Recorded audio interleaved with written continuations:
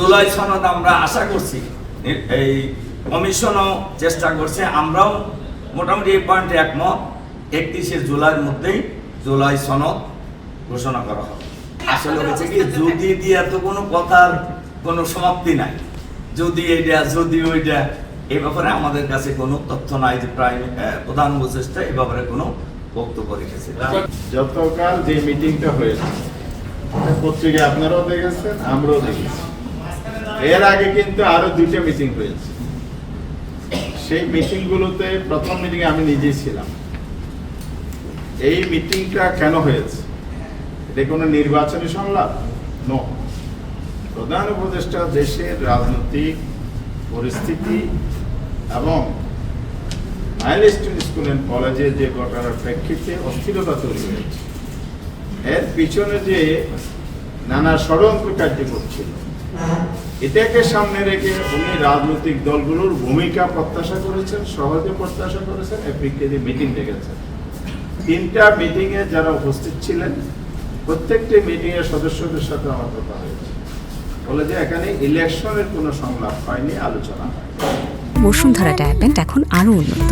এই hot air throw top শীত দ্রুত শোষণ করে সোনামণিকে দেয় কোমল অনুভূতি। কোনো একটি দলের নেতা যদি এসে জাতির সামনে এরকম বলেন যে প্রধান উপদেষ্টা এটা বলেছেন, আপনারা কি লক্ষ্য করেছেন প্রধান প্রেস উইং সবসময় ব্রিফ করে, অথবা কোনো অথরিটি কোনো উপদেষ্টা মুখপাত্র হিসেবে কথা বলেছেন, এরকম কিছু আপনারা লক্ষ্য করেছেন? আমার মনে হয় সবাই না বলবেন, কারণ এটাই সত্য। এই জন্য কোনো ব্যক্তি বা দলের নেতা বললে ওন রেসপন্সিবিলিটি বলেছেন, কেন বলেছেন, আপনারা হয়তো দলীয় স্ট্যান্ড থেকে কথা বলেছেন, তা আমরা এটাকে সঠিক মনে করি এবং জাতীয় এটাকে কোনোদিন মেনে নিবে না।